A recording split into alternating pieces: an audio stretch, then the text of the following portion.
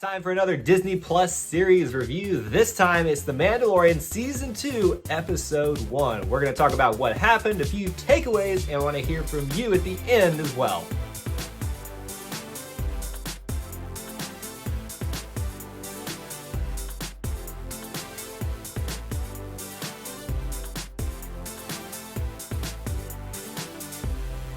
Welcome back to Eye to Eye, Disney Through Our Eyes. My name is Kyle, and this is our Disney Variety channel where we cover anything and everything Disney. Now, before we get started, I want to remind you that if you enjoy what you're watching here, please do remember to smash that like button. And also, if you don't want to miss any content what we have for you, an upload, a live stream, make sure you hit that subscribe button and that notification bell as well. The day has finally arrived. The Mandalorian Season 2 is back on Disney Plus. We're going to follow the adventures of Baby Yoda and the Mandalorian once more. Now, this is called Chapter 9, technically, the Marshal, but we can also think of it as Season 2, Episode 1. So I want to take a look at what actually happened, just a very short overview of the plot, and then give you a few takeaways at the end. Now, as a reminder, this is a spoiler-filled review and discussion, so if you have not seen this episode, get out of here now. What are you doing? This is not the way. So briefly, let's go over what exactly happened. As we've known from trailers and just releases about what's going to be happening this season, is that the Mandalorian and Baby Yoda are on a search for other Mandalorians to find those people that might be able to help him find a way back to Baby Yoda's kind and thus return him to his own people. Well, this takes him back to the familiar planet of Tatooine, what we know and love so much, because there's a rumored Mandalorian there. But as we find out, it's not really a Mandalorian, just someone in disguise with the same gear and getup, just like Boba Fett has. So it's probably his. It's the town marshal in the town of Mos Pelgo, and he agrees that he'll give back the armor to the Mandalorian if he will help get rid of a crate dragon. Yes, a crate dragon that has been terrorizing the town's people. Now, this requires them to not only form an alliance with the Tuscan Raiders, but the townspeople and the Tuscan Raiders, which have a very bad history, and thus they work together. They're able to eliminate the crate dragon. He gives back the armor, and he goes off into the sunset with Baby Yoda. However, there's a mysterious yet familiar-looking person in the shadows watching as they go off into the sunset. Takeaway number one for me is going to be the search for the Mandalorians. Now, it's not a surprise. We've seen the trailers, the releases for all the information for Season 2. We knew we were going to be searching for other Mandalorians, and obviously there's the rumor of Boba Fett returning, and everybody expecting that this season. So it's not a surprise, but I thought they did a good job of setting up this season and what you can expect going forward. One of the gripes that people had for Season 1 of The Mandalorian is it just felt like a big circle, like we didn't really have somewhere to go. He was just on the run with no goal in sight.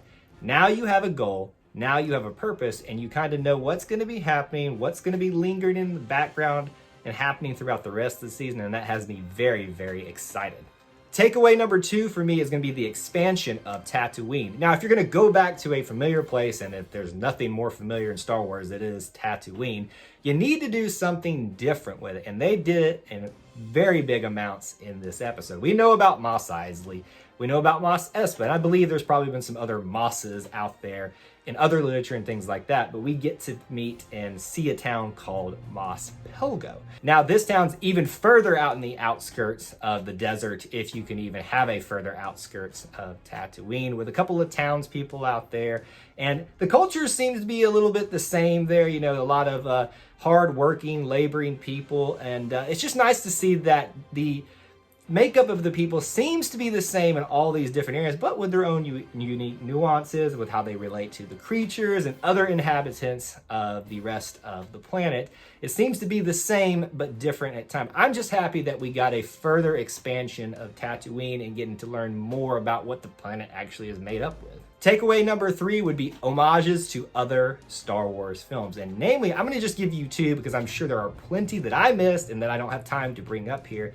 But two, there's one from Episode 1 and one from Episode 6 of the Star Wars saga.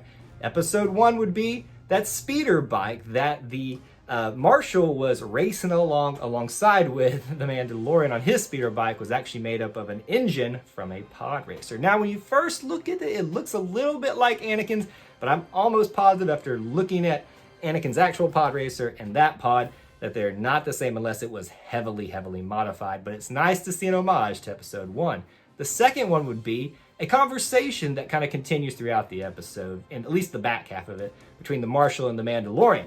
Now, the Marshal says when he's handing over the armor, he says, "Be sure to tell your people that I did not break that thing." The jetpack is what he's referring to. Now, if you remember, the jetpack was messed up in episode 6 when Han Solo accidentally shot Boba Fett, sending him into the Sarlacc pit. In this one, the Mandalorian purposely shot the jetpack to get the Marshal off to safety so he would be able to take care of the baby if he died. So it's just a kind of interesting turnabout on that whole concept in Star Wars, and I just thought it was a funny little nod and wink to the audience. Takeaway number 4 for me is the Krayt Dragon. This is a creature that we've heard a ton about in Star Wars. No, I shouldn't say a ton. We just imagine a lot about this in the past. Technically, it was a mythological creature or one that has gone extinct a long time ago from what I understand. But the fact that it's actually alive and well at this point in Star Wars history is a huge revelation, and I thought it was neat to finally get to see this creature in the flesh and see it alive, at least for a little bit, because as we know, they take down the Krayt Dragon. And I thought, honestly, it resembled more of a snake or a giant, like, man-eating worm than a dragon, but I think when you're reptilian looking and you're that big, you just kind of evoke the vision of a dragon. So I thought it was awesome that we finally got to see this creature and get to learn a little bit more about it. Takeaway number 5 for me are the Tuscan Raiders and insights into them and their culture. And as we know, the Tuscan Raiders are typically viewed as villains, or at the very least, anti-heroes. Not even anti-heroes, they're just kind of either slightly bad, neutral, or bad in the Star Wars universe, but they're just another group of people trying to live out their lives the best way they can, although they take advantage of people at times, and they do that with the townspeople of Mos Pelgo, but they have to form an alliance and work together. And so we see through the Mandalorian actually him getting to communicate with them and learn how to, he's learned apparently to speak their language, that you're just getting able to see that, look, you can make compromises with people and you can work together for a common good. And it actually is a good lesson for us here in our society today, that just because you believe that you're on the complete opposite end of somebody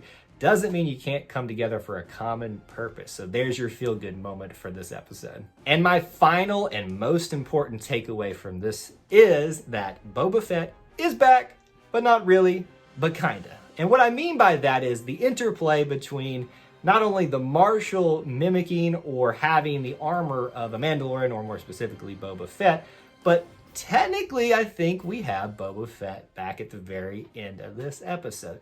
So obviously we get excited for like half a second when we see the camera pan around in the, I will call it the cantina, even though it wasn't much of a cantina at the beginning of the episode, and we see a Mandalorian that appears just like Boba Fett standing there. It's obviously not, so he's not back. So it's that quick interplay of, oh, I got excited, but then I'm not. But at the end of the episode, if you notice, the actor, and I'm going to butcher his name, Temuera Morrison, who played the clones, Jango Fett, and I guess now by proxy, Boba Fett in this series and maybe future Star Wars productions, is back. So you got to think that that is Boba Fett standing on that hill overlooking what's been going on and kind of just observing from the background. So will we see him every episode following along? Will we just get him into the action of thing in the very next episode? I don't know, but he was back.